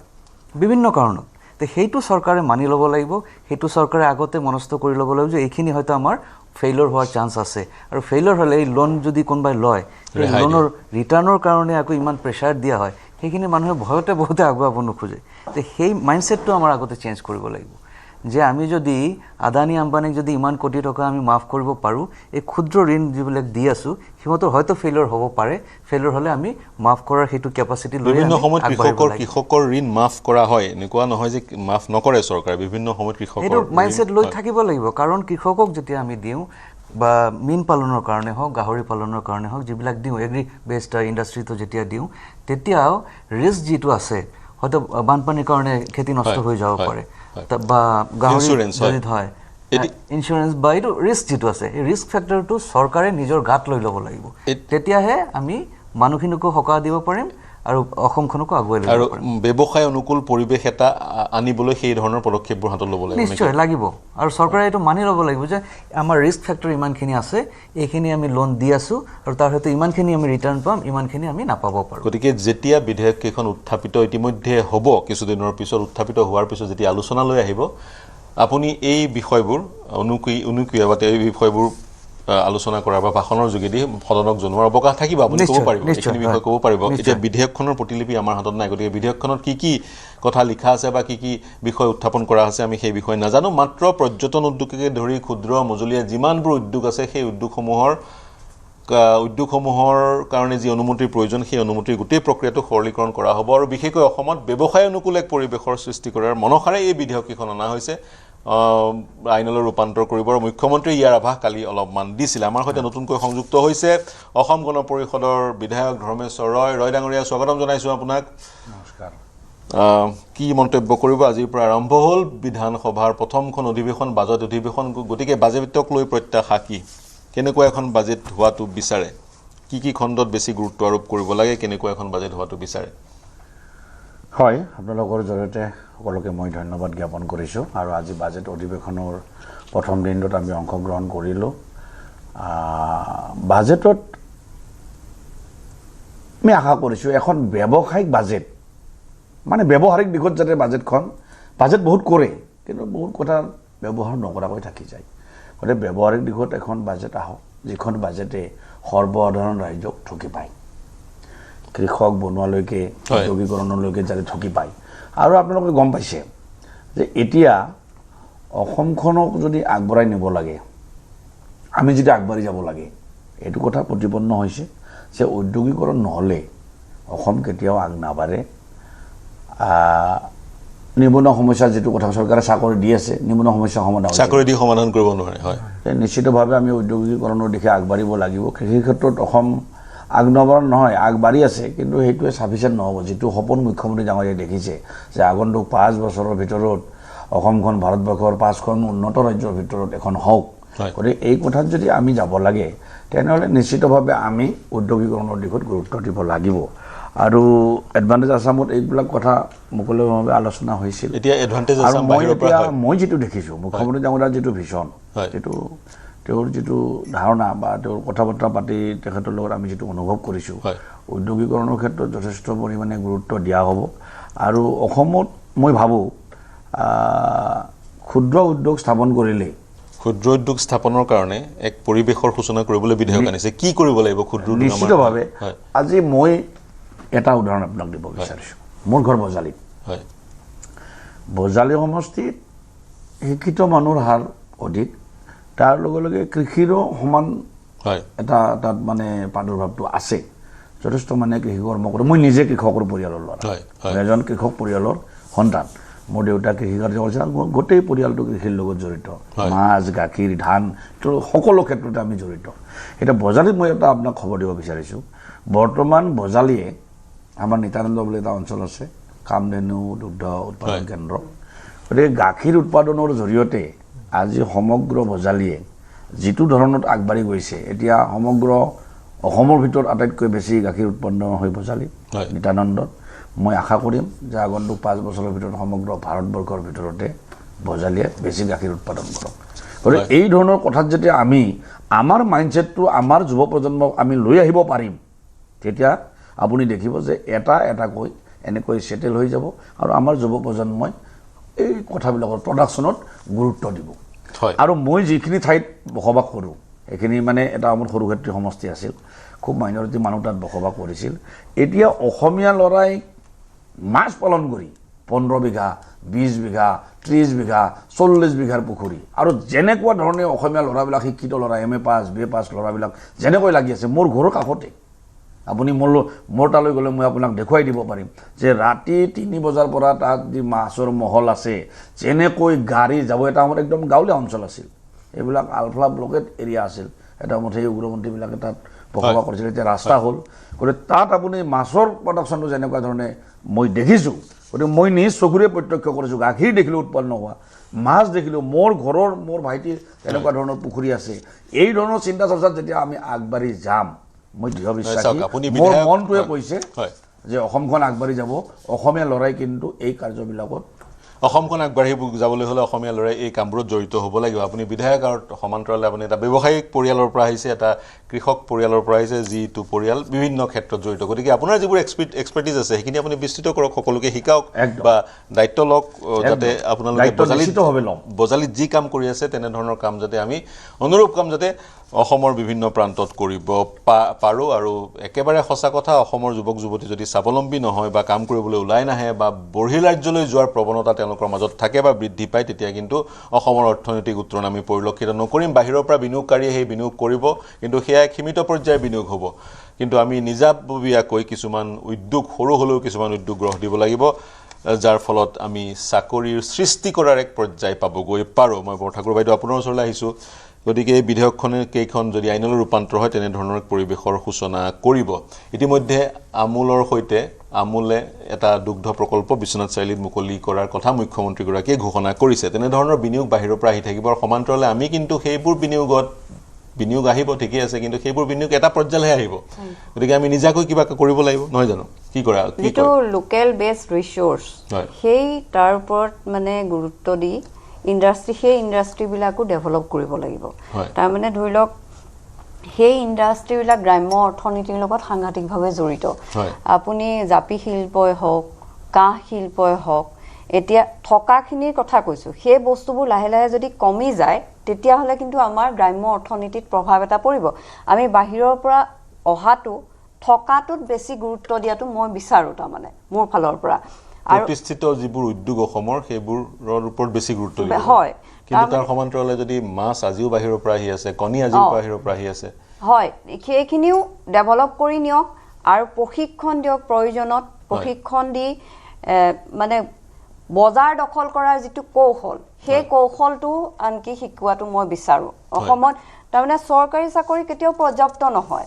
গতিকে এই বস্তুবোৰ হওক আৰু আপোনাক মই এটা কথাহে কৈছোঁ বিনিয়োগকাৰী যিমান আহক বিনিয়োগ হওক কিন্তু মেইন বস্তু পাৱাৰ ইলেক্ট্ৰিচিটিটো ক'ৰ পৰা হ'ব সোলাৰ এনাৰ্জি মই ভাবোঁ সোলাৰ এনাৰ্জিটো ডেভেলপ কৰক সোলাৰ এনাৰ্জি নহ'লে পাৱাৰ নহ'লে বিনিয়োগ মানে উদ্যোগ হ'ব নোৱাৰে গতিকে সোলাৰ এনাৰ্জি আমাৰ দেৰগাঁৱৰ পৰা গোলাঘাটৰ ৰাস্তা ষ্ট্ৰীট লাইটখিনি সোলাৰ এনাৰ্জি দিছে গতিকে তেনেকুৱা সোলাৰ এনাৰ্জিৰ যিটো সেইটো মানে ডেভেলপ কৰাটো মই বিচাৰোঁ প্ৰথম কথা এটা পৰিৱেশৰ প্ৰয়োজন যিটো পৰিৱেশৰ মাজত এজন যুৱক বা এগৰাকী যুৱতী যেতিয়া সোমাই পৰে তেওঁ ব্যৱসায় কৰিবলৈ তেওঁৰ মন যাব লাগিব এইটো CEM এইটো চিফ মিনিষ্টাৰ আত্মসংস্থাপন যোজনা নে এনেকুৱা কিবা এটা আছিলে 2 লাখ টকা যে যোৱাবাৰ দিছে এতিয়া আপুনি কিছুমান পৰিয়াল আছে আমি সহজকৈ কৈ দিব নোৱাৰো সেই পৰিয়ালটোৱে ব্যৱসায় কৰক বুলি আমি 2 লাখ টকা লগে লগে কিছুমান পৰিয়ালে দিব নোৱাৰে কিন্তু মুখ্যমন্ত্ৰী ডাঙৰীয়াই হেতু কৰিছে যোৱা বছৰৰ পৰা দেখিছো গতিকে সেইখিনি তেওঁলোকে আগবঢ়াই নিব লাগিব পাছৰখিনি দায়িত্ব তেওঁলোকৰ গতিকে মাছ পোহা গাখীৰ মানে বেপাৰ কৰা যিয়ে নহওক গাহৰি পালন হাঁহ পালন ছাগলী পালন গোটেইবোৰতে কিন্তু পইচা আছে এতিয়া নাই কৰা বুলিও আপুনি ক'ব নোৱাৰে ধৰি লওক নেমু টেঙা এক্সপোৰ্ট মানে এই বস্তুবোৰ লেচু নেমু টেঙা এক্সপোৰ্ট হৈছে এই বস্তুবোৰ এইবোৰ আমাৰ তাৰমানে এটা আহিছে সিগনেল যে দেখিছো তাৰমানে এইখিনি আমাৰ ভাল লগা কথা এটা গতিকে আমি ক'ব লাগিব আৰু গোটেই প্ৰক্ৰিয়াটো চৰকাৰী মেয়ৰ প্ৰেচিডেণ্ট লোনৰ কথাটো কৈ আছে যিগৰাকী ব্যক্তি জড়িত হৈ থাকে যুৱক যুৱতী যিসকল ব্যৱসায় নামিব বিচাৰিছে তেওঁলোকক সুধিবচোন লোন ল'বলৈ বেংকলৈ কিমান গৈছে বেংকৰ মেনেজাৰে হাউট কৰি লোনটো দিছে নে কিমান নথি বিচাৰিছে কিমান তেওঁক দৌৰাইছে গতিকে সুধিলে গম পোৱা যায় না সেইখিনি লেঠা সদায় থাকিবই মানে ৰাইজৰ সকলো স্তৰৰ মানুহৰ ছাপোৰ্ট লাগিব সমৰ্থনতহে এটা মানে হেৰি আৰম্ভ হয় সমৰ্থন যদি সকলো স্তৰত নাথাকে তেতিয়াহ'লে অকমান কৰবাত ৰৈ যাবই লেধেমীয়া হ'বই গতিটো হয় সকলো স্তৰৰ লোকৰ সমৰ্থন লাগিব এজন যিজনে লোন বিচাৰি যাব তেখেতে নজনা কথাখিনি শিকাই তেখেতক আগবঢ়াই নিয়াটো সেই কামটো কোনে কৰিব প্ৰপ'জেল এখন সুন্দৰকৈ বনোৱা প্ৰপ'জেলত সকলো কথা সন্নিবিষ্ট কৰা এটা ক্লিয়াৰ ফোকাছ থকা যিটো ব্যৱসায় কৰিব সেই ব্যৱসায়টো কেনেকৈ কৰিব ক্লিয়াৰ ফোকাছ সেইকাৰণে প্ৰশিক্ষণ লাগিব গতিকে এই বস্তুবোৰ তাৰমানে ডেভেলপ কৰাৰ দায়িত্বটো চৰকাৰখনৰ মই ভাবো চৰকাৰখনে এতিয়া এইখিনি পৰ্যায় পাইছেগে যেতিয়া আৰু আগবঢ়াই নিব এই বছৰ আমি কি হয় চাওঁ আৰু মোৰ উপলব্ধি এই যি 2 লাখ টকা বা যিয়ে ধন দিয়া হৈছে চৰকাৰী সাহায্য দিয়া হৈছে তেনেধৰণৰ ব্যৱসায় বাণিজ্য কৰিবলৈ মনিটৰিং কৰিব লাগে এতিয়া সেই 2 লাখ টকাৰ সৎ ব্যৱহাৰ যিসকল বেনিফিচিয়াৰী তেওঁলোকে কৰিছে নাই সেইটো চোৱাচিতা কৰি থাকিব লাগে বিভিন্ন পৰ্যায়ত ইনষ্টলমেণ্ট হিচাপে দিয়ে কিন্তু বিভিন্ন পৰ্যায়ত সেইটো চোৱাচিতা কৰিব লাগে যাতে যিটো ধন গৈছে সেই ধনৰ বেনিফিচিয়াৰী গৰাকীয়ে সৎ ব্যৱহাৰ কৰিছে বিজনেছত ফেইল হ'বই পাৰে বিফলতা আহিবই পাৰে কিন্তু এই ধনৰ সৎ ব্যৱহাৰ যাতে তেওঁ কৰিছে তাৰ এটা মনিটৰিং লাগে আমি বিভিন্ন সময়ত দেখা পাইছো বিশেষকৈ 10,000 টকাৰ যি বিতৰণ হৈছিলে নিৰ্বাচনৰ পূৰ্বে বহু মহিলাই সেই 10,000 টকা পাইছিলে আমাৰ হাতলৈ খবৰ আহে সেই 10,000 টকাৰ যি ধৰণে ব্যৱহাৰ কৰিবলৈ তেওঁলোকক দিয়া হৈছিল সেই ধৰণে ব্যৱহাৰ কৰা নাই অনুৰূপ ধৰণৰ ঘটনা চাগৈ 2 লাখ টকাটো থকা পূৰ্ণ সম্ভাৱনা আছে যি কি নহওক মই আছৰাফুল আপোনাৰ ওচৰলৈ গৈছোঁ কি মন্তব্য কৰিব আমাৰ যি আলোচনাটো নিশ্চয় আপুনি শুনি আছিলে গতিকে চৰকাৰে বিভিন্ন তেনেধৰণৰ আইন আনিব বিচাৰিছে যি আইনৰ যোগেদি এক সুচল পৰিৱেশৰ সূচনা হয় য'ত আমাৰ যুৱক যুৱতীয়ে সুন্দৰকৈ ব্যৱসায়খিনি আগবঢ়াই লৈ যাব পাৰে আমি স্বাৱলম্বী হওঁ খিলঞ্জীয়াসকল ব্যৱসায় নিমজ্জিত হওক ইত্যাদি ইত্যাদি হয় অসমত এটি দীৰ্ঘদিনীয়া শ্লোগান আছিল পথাৰো আমাৰ বজাৰো আমাৰ মই ইয়াৰ আগতো আপোনাৰ টকশ্ব'তে কেইবাবাৰো কৈছো যে পথাৰটো আমাৰ কৰি লোৱাৰ কাৰণে 3বাৰ খেতিত জলসিঞ্চনৰ ব্যৱস্থা বছৰত 3বাৰ খেতি কৰিব পৰা ব্যৱস্থা এই দুটা হ'ব লাগিব একেটা সময়তে আজি ফাঁচী বজাৰৰ পৰা আৰম্ভ কৰি অন্যান্য যিসমূহ বিগ মাৰ্চেণ্ট যিসকল ডাঙৰ ব্যৱসায়ী আছে সেই ব্যৱসায়টো অসমীয়া মানুহৰ হাতত বিলকুল নাই তাৰ পিছতো এধেউধুবিও কৰি অসমীয়া মানুহৰ ব্যৱসায় বাণিজ্য আজি আগবাঢ়িব লৈছে ধৰ্মেশ্বৰ ৰায়ডাঙৰীয়ে খুব গুৰুত্বপূৰ্ণ কথা কৈছে মাছৰ ক্ষেত্ৰত গাখীৰৰ ক্ষেত্ৰত যি ধৰণে অসমখন আগবাঢ়িবলৈ লৈছে এইটো খুব এটা ইতিবাচক লক্ষণ আজি মাছ কিছুদিনৰ ভিতৰতে বা কিছু বছৰৰ ভিতৰতে অসম সেল্ফ সাষ্টেইন হ'ব কিন্তু দেখা গৈছে যে গাহৰি পালনৰ গাহৰিৰ ক্ষেত্ৰত কিন্তু সেই ছেক্টৰটো আমাৰ হাতত আহিও নহাকে গুচি গৈ আছে বিজ্ঞানসন্মত এটি পৰিৱেশ সৃষ্টি নোহোৱাৰ কাৰণে আৰু একেটা সময়তে বহিৰাগত গাহৰিসমূহ বজাৰসমূহ ভৰি যোৱাৰ কাৰণে আজি কিন্তু সেই ইকনমিটো আমাৰ হাতত নাই আজি নৰ্থ ইষ্টাৰ্ণ ষ্টেটবিলাকৰ মানুহে আমাৰ অসম ৰাজ্যৰ গাহৰিবিলাক নাখায় আমাৰ গাহৰিবিলাক বেমাৰত নাই যিয়ে নহওক এই সৰু সৰু অসুবিধা ক্ষেত্ৰত আছে আজি ছিংগল উইণ্ডোত বা কম সময়ৰ ভিতৰতে ৰেজিষ্ট্ৰেশ্যন পোৱা আৰু এই ব্যৱসায়টো আগবঢ়াই লৈ যোৱা সৰলীকৰণ প্ৰক্ৰিয়াটো অত্যন্ত আদৰণীয় অসমত শ্ৰমিক সৃষ্টি কৰিব তেনেকুৱাই নহয় আজি অসমত কৰ্মসংস্থাপন সৃষ্টি হওক অসমৰ মানুহে অসমত কাম কৰক আজি শ্ৰদ্ধাঞ্জলি স্কিমৰ জৰিয়তে 400জন মানুহক জানিছে সেয়া আমাৰ যন্ত্ৰণাৰ বোজা সেয়া এজন মানুহৰ কফিন এজন কেৱল মৃতদেহ নহয় অসমীয়া মানুহৰ এটা যন্ত্ৰণাৰ বোজা যে 400তকৈ বেছি মানুহ আমি আপোনজনকে এটা বছৰৰ ভিতৰতে বা কিছুদিনৰ ভিতৰত আমি হেৰুৱাইছো গতিকে অসমৰ বাহিৰত গৈ এই ধৰণে আমাৰ যুৱক যুৱতীসকলে তেওঁলোকৰ প্ৰাণ হানি নহওক কিন্তু আৰু এটা বিষয় মই কৰ্মসংস্থাপনৰ ক্ষেত্ৰত কম, যিটোৱে ৰিমিটেঞ্চ বঢ়াব পাৰে ৰাজ্যৰ বা দেশৰ অৰ্থনৈতিক ক্ষীপ্ৰ অগ্ৰগতিৰ ক্ষেত্ৰত খুব গুৰুত্বপূৰ্ণ ভূমিকা ল'ব পাৰে, সেয়া হৈছে যে বিদেশী মুদ্ৰা অৰ্থাৎ ডলাৰত আমি ইনকাম কৰি আনিব লাগে। আৰু সেই ৰেমিটেঞ্চ যোদ্ধা যদি আমি আমাৰ মাজৰ পৰা ওলাব পাৰোঁ, আমাৰ মাজৰ পৰা বিভিন্ন বহিৰ্বিশ্ব বিভিন্ন দেশত যদি আমি স্কিল লেবাৰ বা কাম জনা মানুহ, টেকনিকেল মানুহ বা বিভিন্ন ছেক্টৰত যদি আমি পঠিয়াৰ এটা সহজ প্ৰণালী আৰু ব্যৱস্থা যদি আমি কৰিব পাৰোঁ, তেনেহ'লে অহা দিনত আৰু অধিক অসমৰ যুৱক যুৱতীসকলে ভাল কাম পাব, বহু পৰিয়াল আৰু অধিক উন্নত হ'ব। সেয়েহে দেখা গৈছে যে যদি আপুনি এটা ইকনমি বা এটা টুৰিজম ইণ্ডাষ্ট্ৰীক যদি ডেভেলপ কৰিব লাগে, কানেক্টিভিটিটো যথেষ্ট গুৰুত্বপূৰ্ণ। অহা 4 আগষ্টৰ পৰা দেখা গৈছে যে ডুবাইৰ লগত ডাইৰেক্ট ফ্লাইট অসমত হৈ আছে। ইতিবাচক দিশ, এই ইতিবাচক দিশবিলাকক গঠনমূলক সমালোচনাৰ জৰিয়তে আগুৱাই লৈ যাব লাগিব। আৰু চৰকাৰেও ৰজাঘৰীয়াসকলেও যিসকল সমালোচক, তেওঁলোকৰ সমালোচনাসমূহ আৰু এক্সপিৰিয়েঞ্চসমূহ যাতে শুনে, তাৰ কাৰণে আহ্বান থাকিব। অসমখন আগুৱাই যাব লাগিব। মই ল'লোঁ আপোনাৰ পইণ্টটো। মই যিহেতু আপুনি কৈছে ৰিমিটেঞ্চ মানিৰ প্ৰসংগটো উত্থাপন কৰিছে, অসম চৰকাৰে অসমৰ যুৱক যুৱতীক জাপানী ভাষা শিকোৱাৰ এক পদক্ষেপ গ্ৰহণ কৰিছে, যাতে অসমৰ যুৱক যুৱতী বিশেষকৈ ব্লু কলাৰ চাকৰিসমূহত জাপানলৈ যাব পাৰে, নিয়োজিত হ'ব পাৰে। কিন্তু নম্বৰটো, সংখ্যাটো তেনে সামান্য। মই এটা কথা ক'ব বিচাৰিছোঁ, তেনেকুৱা নহয়। জাপানতকৈ আৰু বেছি চেলাৰী পাব পৰা আৰু বেছি অনুকূল পৰিৱেশৰ ঠাইও আমাৰ ওচৰত আছে, যিবোৰ ঠাইত এটা চৰকাৰী মাধ্যমৰ জৰিয়তে যাব লাগিব তেনেকুৱা নহয়। এনেকুৱা এটা পৰিৱেশ সৃষ্টি হওক, যি পৰিৱেশৰ জৰিয়তে যে মানুহখিনি নিজাকে যাব পাৰে। আজি বাংলাদেশৰ আপুনি যদি অৱস্থাটো চাই, বাংলাদেশৰ ইমান গৰিবী থকাৰ পিছতো তাৰ পিছৰ পৰা তাৰে লাখে লাখে যুৱক যেতিয়া বহিৰাষ্ট্ৰত কাম কৰি নিজৰ দেশলৈ অৰ্থনীতিটো ভাল কৰিব পাৰিছে, নিশ্চিতভাৱে আমি অসমৰ মানুহেও পাৰিম। একেই জলবায়ু, একেই এলেকাত তেওঁলোকে যদি কষ্ট কাম কৰিব পাৰিছে, আমিও পাৰিম। কেৱল পথটো খোলা হ'ব লাগে, সৰলীকৰণ হ'ব লাগে আৰু যোৱাৰ ৰাস্তা এবাৰ খোলা হৈ যাব লাগে। হয়, বাংলাদেশৰ পৰা ইণ্ডোনেছিয়াকে ধৰি বিশ্বৰ বিভিন্ন প্ৰান্তলৈ, গাল্ফ কাণ্ট্ৰিজলৈ, মাৰ্কিন যুক্তৰাষ্ট্ৰলৈ শ্ৰমিক যায়। গতিকে অসমৰ পৰা সেই ধৰণেৰে বাংলাদেশ সদৃশ শ্ৰমিক পঠোৱাৰ গোটেই প্ৰক্ৰিয়াটো কিমান বাস্তৱসন্মত হ'ব সময়ে ক'ব। কিন্তু মই আপোনাক এটা প্ৰশ্ন সুধিব বিচাৰিছোঁ, তাৰপিছত আপোনাক এৰিম। বিশেষকৈ পূৰ্ববংগীয় ইছলামধৰ্মী লোকসকল পথাৰৰ এই কাম কাজবোৰত পাকৈত, আৰু তেওঁলোকো ব্যৱসায়ত এটা পৰ্যায়লৈকে পাকৈত। গতিকে খিলঞ্জীয়া যিসকল লোক, তেওঁলোকে পূৰ্ববংগীয় ইছলামধৰ্মী লোকসকলৰ পৰা শিকিব লাগে, তেওঁলোকৰ লগত কোলাবৰেশ্যন কৰিব লাগে, নে পোনপটীয়াকৈ প্ৰতিযোগিতাত নামি তেওঁলোকক ৰিপ্লেচ কৰি এওঁলোক আহিব লাগে? কি কয় আপুনি?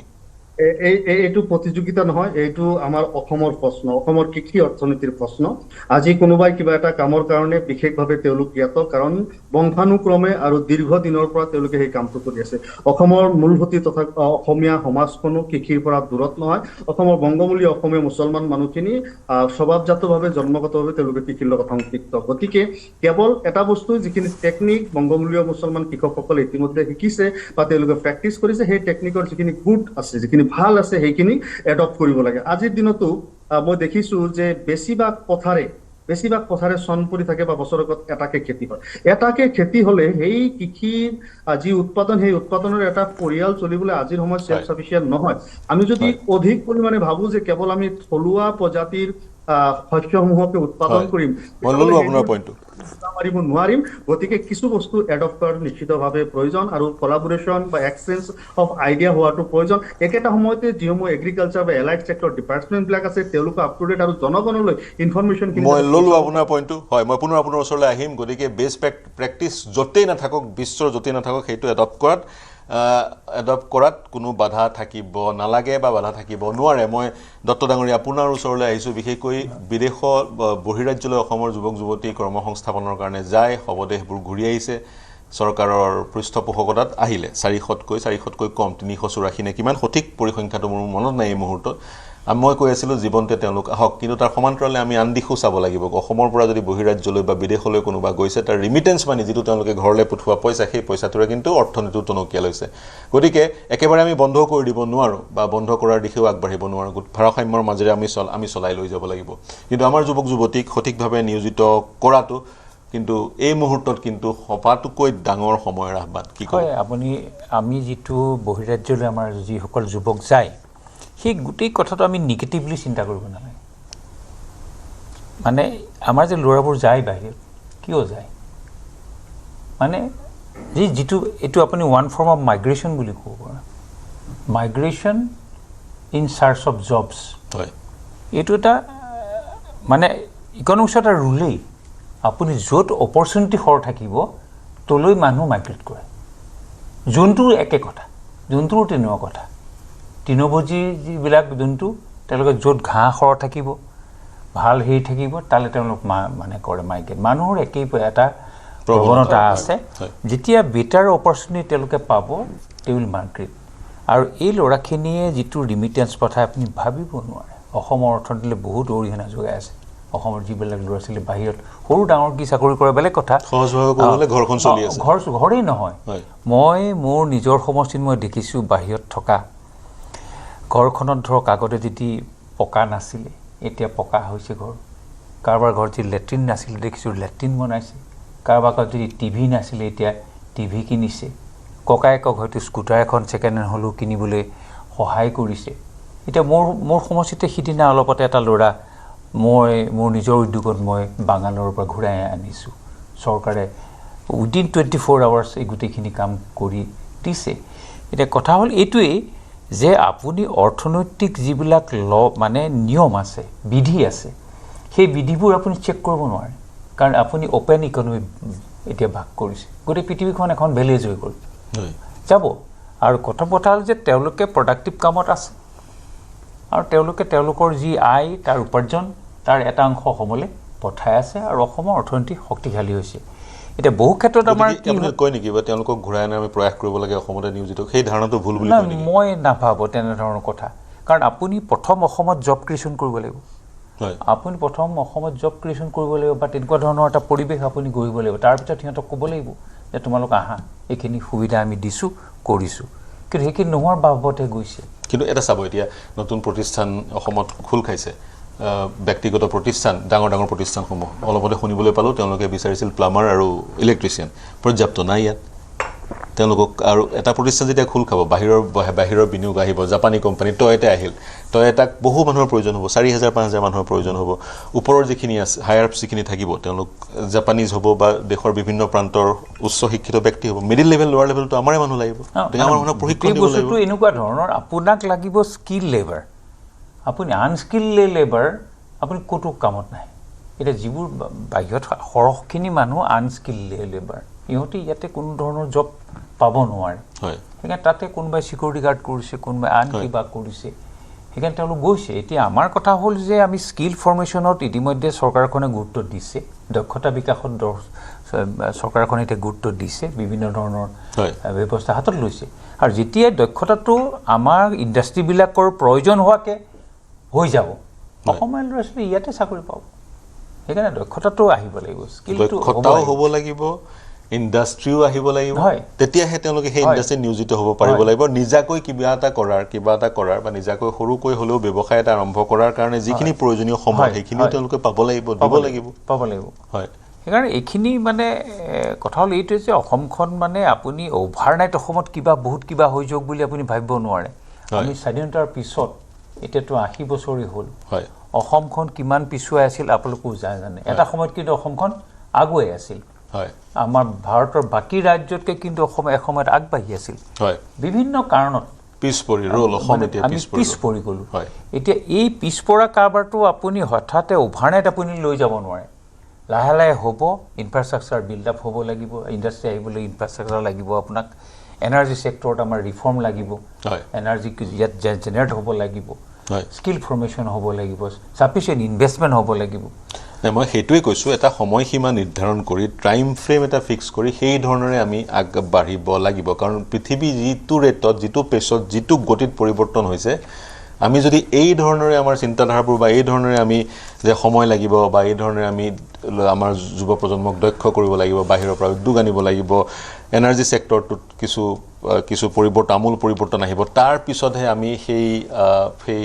এটা পৰিৱেশৰ সূচনা কৰিব পাৰিম সেই ধৰণে ভাবিলে কিন্তু সেই সময়ছোৱাত পৃথিৱী ক'ৰবালৈ গুচি যাব টাইম ফ্ৰেম এটাতো নিশ্চয় টাইম ফ্ৰেম লাগিব আমিতো ভাবিছোঁ যে অহা 10 বছৰৰ ভিতৰত অসমৰ পিকচাৰটোৱে চেঞ্জ হৈ যাব সম্পূৰ্ণ চেঞ্জ হ'ব আপোনাৰ এতিয়া আমাৰ যিবিলাক অসমত ইনফ্ৰাষ্ট্ৰাকচাৰ যিবিলাক প্ৰজেক্ট চলি আছে বা কিবা হৈ আছে এইবিলাক আনাদাৰ 5 years 10 yearsত সেইখিনি কমপ্লিট হৈ গুচি যাব আৰু তেতিয়া আপুনি মাতিবলৈ যাব নালাগে ইণ্ডাষ্ট্ৰিয়েলিষ্টক আপুনি মাতিবলৈ যাব নালাগে নিজে আহিব আপুনি তেওঁলোকক সুবিধা দিয়ক ইণ্টাৰনেল ল এণ্ড অৰ্ডাৰ আপুনি ভালকৈ মেইনটেইন কৰক আপুনি দেখিলেই যোৱা কেইদিনত কেনেকুৱা ঘটনা হৈ গ'ল হয় এতিয়া গোটেই কথাটো এইটোৱেই যে আজি জাপানেই হওক আমেৰিকাই হওক ইউৰোপিয়ান কাণ্ট্ৰিয়েই হওক আমি যদি তেওঁলোকক প্ৰয়োজনীয় যিখিনি আমাক কাঠামো লাগে তেওঁলোকক যদি আমি দিব পাৰোঁ তেতিয়া তেওঁলোক আহিব মই নিশ্চয় ল'লো আপোনাৰ পইণ্টটো সমগ্ৰ বিশ্ব আহিব মই এটা বিৰতি ল'ব লাগিব তাৰ লগতে আমাৰ যিখন সমাজখনৰ যিটো চিন্তা সেই চিন্তাটো কিছু পৰিৱৰ্তন আহিব লাগিব যেতিয়া বাহিৰৰ উদ্যোগবোৰ আহিব বাহিৰৰ বিনিয়োগ আহিব তেতিয়া বাহিৰৰ পৰা এখন সমাজো আহিব গতিকে সেই সমাজখনৰ আমাৰ স্থানীয় সমাজখনৰ সৈতে যাতে সংঘাত নহয় তাৰ কাৰণেও আমাক কিছুমান পৰিৱৰ্তনৰ প্ৰয়োজন হ'ব বা বাহিৰৰ সমাজখনৰ যিটো সামাজিক প্ৰয়োজনীয়তা সেইবোৰলৈ লক্ষ্য ৰাখি আমি আমাৰ মাজতো কিছুমান পৰিৱৰ্তন আনিব লাগিব এটা বিৰতি ল'ম বিৰতিৰ পিছত আনসকল আছে সকলৰ ওচৰলৈ যাম এইবাৰ বিধানসভা অধিৱেশনত বাজেট গৃহীত হোৱাৰ লগতে এনে 4-5খনমান আইন আহিব বিধেয়ক উত্থাপিত হ'ব গৃহীত কৰিবৰ কাৰণে যিবোৰ বিধেয়কে অসমত ব্যৱসায়ৰ যিটো পৰিৱেশ সেই পৰিৱেশটোত আমূল পৰিৱৰ্তন আনাৰ উদ্দেশ্যৰে আগত ৰখা হৈছে কিন্তু কিমান পৰিৱৰ্তন আহিব সময়ত গম পোৱা যাব এটা বিৰতি লৈছোঁ শীঘ্ৰে ঘূৰি আহিম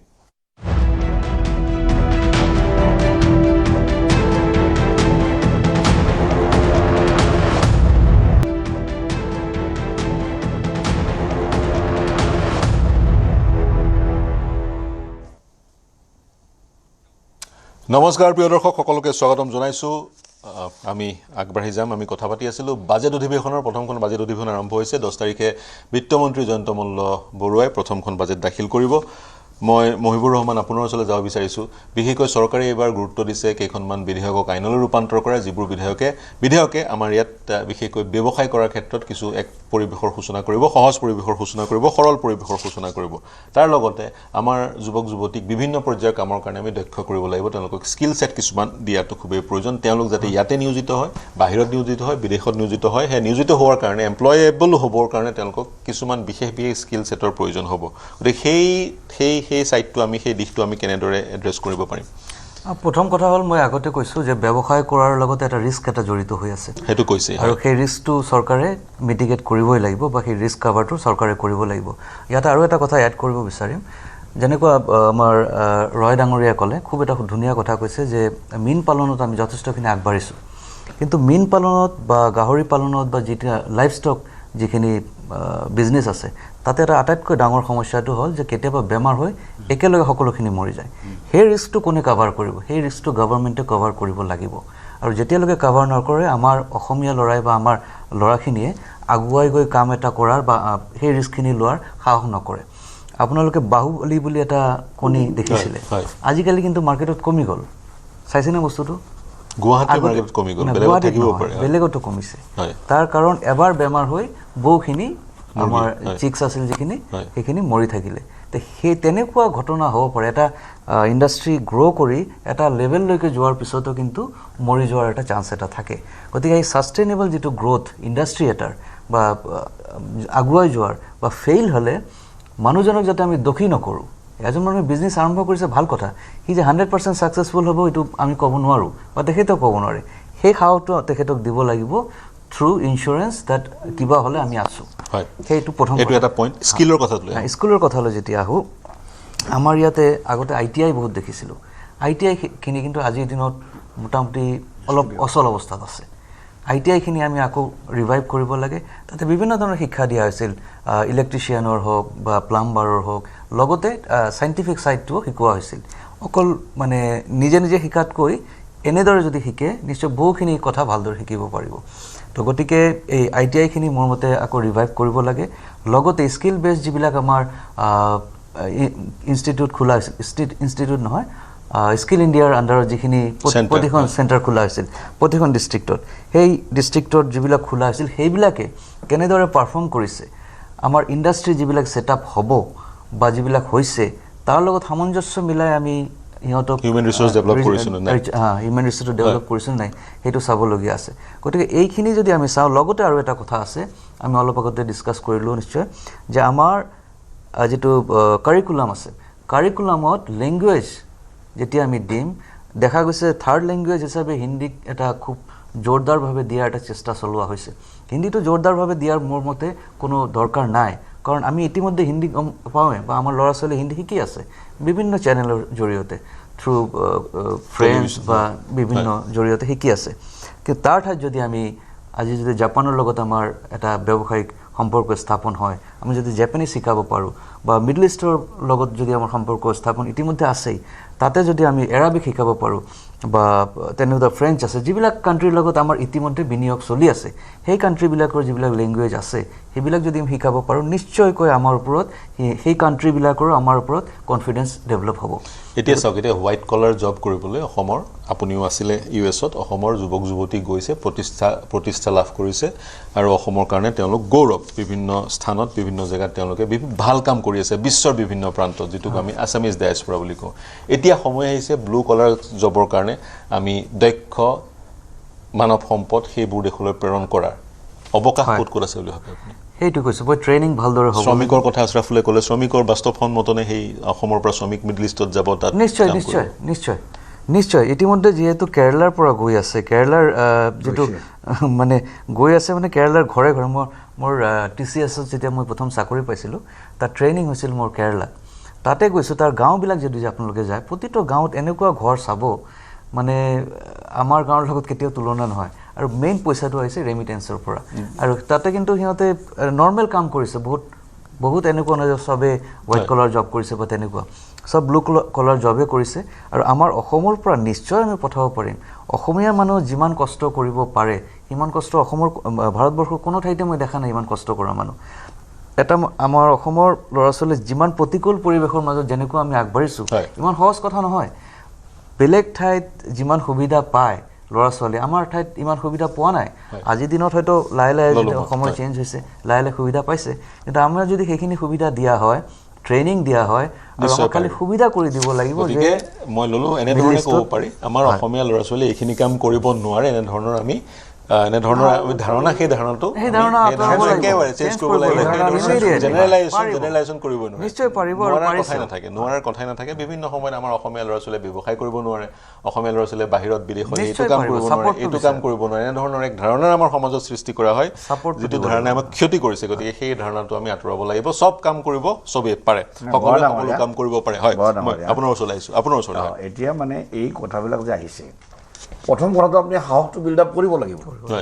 কাৰেজটো আনিব লাগিব। সেই কাৰেজটো ক'ৰ পৰা আহিব? সেই চ'ৰ্চটো থাকিব লাগিব। আপোনাৰ এইবিলাক যিবিলাক কথা আলোচনা হৈছে এইবিলাক বিল্ড আপটো হৈ থাকিব, কিন্তু প্ৰথমটো এটা সেনাপতি লাগিবতো, যে এই গোটেই বিষয়টোৰ মানে লিডটো কোনে ল'ব? গভৰ্ণমেণ্টক কোনে লিড কৰিব? মুখ্যমন্ত্ৰীজন। আজি মুখ্যমন্ত্ৰীজনে কি সদম্ভে কথাটো কৈ আছে যে বাহিৰত যিবিলাক মানুহ আমাৰ গৈ আছে, আমি তেওঁলোকক ঘূৰাই আনি ইয়াতে আমি সংস্থাপন দিম। গতিকে কম কথা কোৱা নাই ডক্টৰ হিমন্ত বিশ্ব শৰ্মা ডাঙৰীয়াই। মোৰ দৃঢ় বিশ্বাস আছে, মুখ্যমন্ত্ৰী ডাঙৰীয়াই যিটো সপোন দেখিছে যে 5 বছৰৰ ভিতৰতে অসমখন ভাৰতবৰ্ষৰ শ্ৰেষ্ঠ ৰাজ্যৰ ভিতৰত এখন হওক, আৰু এইটো হ'ব, কৰি দেখুৱাব হিমন্ত বিশ্ব শৰ্মা ডাঙৰীয়াই। তাৰ লগে লগে আমি সকলোবিলাকে আমি এই ফেক্টৰটোত আমি কাম কৰিব লাগিব। আমাৰ ল'ৰা ছোৱালীবিলাকক আমিও সাহস দিব লাগিব যে কাম কৰা, চাকৰিৰ পাছে পাছে ঘূৰি ফুৰে, চাকৰিৰ পাছে পাছে ঘূৰি ঘূৰি মোবাইলটো চাই চিন্তা কৰি দুশ্চিন্তা কৰি কৰি ল'ৰাবিলাক কি হৈছে, লেৰেৰা লাগি গৈছে। তাৰমানে কামত একদম মোবাইলে ধ্বংস কৰিছে। খালি ক'ব কি যে মোৰ চাকৰি নাই, মোৰ মনটো বেয়া, মোক খুব বেয়া। তাৰ কাৰণে ঘৰৰ ভিতৰত সোমাই মই মোবাইলটো চাই লাষ্টত তাৰ চেহেৰা নষ্ট হৈ গ'ল। বাইকখনৰ ওজন আপোনাৰ 80 কেজি আৰু ল'ৰাটোৰ ওজন হৈছে 40 কেজি। গতিকে এই পৰিৱেশটো আমি দূৰ কৰিব লাগিলে আমি কৰ্মত নিয়োগ কৰিব লাগিব, তেওঁলোকক সাহস দিব লাগিব, আৰু সাহস দিয়াৰ পৰিকল্পনা মুখ্যমন্ত্ৰী ডাঙৰীয়াই কৰিছে। আৰু এই বাজেটত আপুনি এই লক্ষ্যবিলাক এইবাৰ দেখিবলৈ পাব। গোটেই অসমৰ এটা পৰিৱেশ সৃষ্টি হ'ব, আৰু সেই পৰিৱেশে আমাক আগুৱাই লৈ যাব। নাই, সকলোৱে চাওক, আপোনালোক বিধায়ক, কংগ্ৰেছৰ বিধায়ক আছে, BJPৰ বিধায়ক আছে, BJPৰ বিধায়ক আছে, সকলোৰে যিবোৰ জ্ঞান আছে, নলেজ আছে, এইবোৰ এক্সচেঞ্জ কৰিব পাৰি। যেতিয়া ধৰক বাহিৰত যিসকল কৰ্মৰত হৈ আছে, তেওঁলোকে যদি বাহিৰতে কৰ্মৰত হৈ থাকি ৰেমিটেঞ্চ মানি তেওঁ পঠিয়াই অসমখনক অৰ্থনৈতিকভাৱে উত্তৰণ কৰে, তেওঁলোকক ঘূৰাই অনাৰ প্ৰয়োজনীয়তা থাকিবও পাৰে। সেই ধৰণেও আমি চিন্তা চৰ্চা কৰিব পাৰোঁ। সকলোকে ঘূৰাই আনিম, নিয়োজিত কৰিম ক'ত? এতিয়ালৈকে আমি নিয়োজিত কৰাৰ পৰিৱেশ হৈছেনে, সেইবোৰো আমি বাস্তৱসন্মতভাৱে চাব লাগে। মই শেষৰটো মন্তব্যৰ কাৰণে ডক্টৰ মৃদুল দত্ত আপোনাৰ ওচৰলৈ আহিছোঁ। সংক্ষেপত শেষৰটো মন্তব্য বিচাৰিম, কাৰণ মোৰ সময় কম। দত্ত ডাঙৰীয়া, মই এই যে যিটো ইণ্ডাষ্ট্ৰী স্থাপন বা এনেকুৱা পৰিৱেশৰ কথা, মানে মই কি ভাবোঁ যে মূল কথাটো হ'ল যে আপোনাৰ অসমত আটাইতকৈ ডাঙৰ সমস্যাটো যিটো দেখিছোঁ যুৱ প্ৰজন্মৰ মাজত, এইটো মানে অকণমান ক'বলৈ অপ্ৰিয় হ'লেও মানে যিটো আমি কওঁ উইলিংনেছ টু ৱৰ্ক, এই বস্তুটো খুব কম। Willingness to work, desire to take risk, এই বস্তুটো বহুত কম দেখা পাওঁ মানে আপোনাক যদি কোনোবা এটা এনেকুৱা ল'ৰা মই পাইছোঁ তাক 1 কোটি টকা দিয়ক হি কেনট ষ্টাৰ্ট এ বিজনেছ বা এনি এণ্টাৰপ্ৰাইজ হি কেনট ষ্টাৰ্ট তাৰ প্ৰথম কথা হ'ল কি যে তাৰ মটিভেশ্যনেই নাই হয় এবিলিটি নাই তাৰ উইলিংনেছটো নাই আপুনি উইলিংনেছ লাগিব হয় তাৰ এতিয়া কাৰণে আপুনি চাওক আপাৰ আছামটো একেবাৰে টোটেলি মন'ক্ৰপ এৰিয়া আছৰাফুলে ক'লে হয় এবাৰ এটা খেতি কোনে কৰে বাধা দিছে যে 2টা বা 3টা খেতি কৰিবলৈ হয় এতিয়া এনেকুৱা এটা পৰ্যায় অসমত আহিছে যে নিজৰ দেউতাকে নাঙলটো লৈ যায় পথাৰত ল'ৰা শুই থাকে হয় এনেকুৱা ধৰণৰ পৰিৱেশ আমি দেখা পাইছোঁ মটিভেশ্যন কৰিব লাগিব মটিভেশ্যনটো লাগিব আপুনি আগবাঢ়ি যোৱাৰ যিটো উইলিংনেছ সেইটো আপোনাক কোনে দিব বাৰু হয় আপুনি নিজে সেই সাহস সমাজৰ আনিব নেতৃত্ব যি লাগিব বহন কৰিছে আপোনালোক আমি সকলোৱে সমাজৰ যি নেতৃত্ব লৈছে সেই নেতৃত্ব বহন কৰিব লাগিব উজনি অসমত আমি দেখিছোঁ বিশেষকৈ ঠাণ্ডাৰ দিন কেইটাত যেতিয়া পথাৰখন উদং হৈ থাকে তেতিয়া T20 কম্পিটিশ্যন হয় T20 ক্ৰিকেট কম্পিটিশ্যন যিটো তেওঁলোকে ষ্টেডিয়ামত কৰিব পাৰে পথাৰে T20 হয় সেইবোৰ এৰিব লাগিব এৰি সেই মনোক্ৰপ বাদ দি আমি মাল্টিপল ক্ৰপ কৰিব লাগিব বাইদেউ আপোনাৰ চলাইছো শেষৰটো মন্তব্য হয় মোৰ শেষৰটো মন্তব্য হ'ল মই আশা কৰিয়ে আছোঁ যে ক'ম বুলি বাজেটখন ধৰাৰ পাছৰখিনি কৈছোঁ যাতে স্কিম বা ফাণ্ডটো মানে ট্ৰেন্সফাৰ নহয় সাধাৰণতে PWDত এই কথাটো হয় আৰু তাৰপিছত কি হয় মানে ধৰি লওক 4 লেনৰ স্কিম এটা আছিলে 2 লেন কৰিলে সেই জেগাডোখৰ সম্পূৰ্ণ আপোনাৰ কম্পেনচেশ্যন দিয়াকৈ আৰম্ভ কৰি ফুটপাথ বা যি য'ত বনাব লাগে গোটেইখিনি হৈ গ'ল গছ চছ কাটি শেষ হ'ল তাৰপিছত আকৌ 4 লেন কৰা হেৰিটো আহি গ'ল আকৌ এবাৰ কম্পেনচেশ্যন বা সেই 2 লেন বনাওঁতে 4 লেনৰ অপশ্যনটো ৰাখিব লাগে তাৰমানে আৰু গছ কটা কিবা এটা ডেভেলপমেণ্টৰ নামত আপোনাক কৈছোঁ 100 বছৰীয়া এজোপা গছে যিমান উপকাৰ কৰিব মানে অন্য ধৰণৰ কথা এটা গছ পুলি আপুনি ৰোৱা সেই কম্পিটিশ্যনটোত সিমান উপকাৰ নহয় 1 লাখ 10 লাখ এইটোত নহয় গতিকে সেই ডেভেলপমেণ্টটো আমি সব ধৰণেই চাব লাগিব সাস্টেইনেবল ডেভেলপমেণ্ট যিটো সেই বস্তুটো মই এক্সপেক্ট কৰিম সাস্টেইনেবল ডেভেলপমেণ্ট আপুনি এক্সপেক্ট কৰিব আজিকালি গছ কাটিলে গছ ৰুৱাৰো এটা নিয়ম আছে এডাল গছ কাটিলে 4ডাল গছ ৰুব লাগে কিন্তু অৰুণাচলত NSPCয়ে ডেম নিৰ্মাণৰ কাৰণে যিকেইডাল গছ কাটিছিল সেইকেইডাল গছ কটাৰ পৰিৱৰ্তে মধ্যপ্ৰদেশত 4ডাল গছ ৰুৱাৰো কিছুমান খবৰ আমি মাজে মাজে পাই থাকোঁ গতিকে য'ত গছ কাটে তাত 4ডাল গছ তাতেই ৰুব লাগে গছ তেতিয়াহে কাটিব লাগে যেতিয়া অজ্ঞতা আৰু একো কৰিব কাটিব লাগিবই গতিকে যদিহে গছডাল ৰাখিব পাৰি আমি গছডাল ৰাখিব লাগে হয় মই এই চিন্তাৰে মই অনুষ্ঠান সামৰিছোঁ মোৰ সময় সমাপ্ত হ'ল গতিকে বাজেট এই বাজেটখন কল্যাণকামী এখন বাজেট হওক সকলোৱে এই বাজেটখনৰ দ্বাৰা উপকৃত হওক আৰু এটা অসমত পৰিৱেশৰ সূচনা হওক যিটো পৰিৱেশৰ যোগেদি অসমৰ যুৱক যুৱতী ব্যৱসায় কৰিবলৈ স্বাৱলম্বী হ'বলৈ নিজে উপাৰ্জন কৰিবলৈ আগবাঢ়ি আহে আৰু সমান্তৰালে সকলো জব ক্ৰিয়েটৰ হ'ব নোৱাৰে কিছু লোক চাকৰি কৰিবলৈ থাকিবই এই চাকৰি কৰা লোকসকলক উপযুক্তভাৱে দক্ষ কৰিব লাগিব যাতে তেওঁলোকে যি ধৰণৰ চাকৰিৰ সৃষ্টি হয় সেই চাকৰিসমূহত নিয়োজিত হ'ব পাৰে এই চিন্তাৰে মই অনুষ্ঠান সামৰিছোঁ মোৰ সৈতে সংযুক্ত হোৱাৰ কাৰণে অপৰূপা বৰঠাকুৰ মহিবুৰ ৰহমান ডক্টৰ মৃদুল দত্ত ধৰ্মেশ্বৰ ৰয় আৰু আছৰাফুল হুছেইন পাঁচোজনকে ধন্যবাদ জ্ঞাপন কৰিছোঁ প্ৰিয় দৰ্শক শুভৰাত্ৰি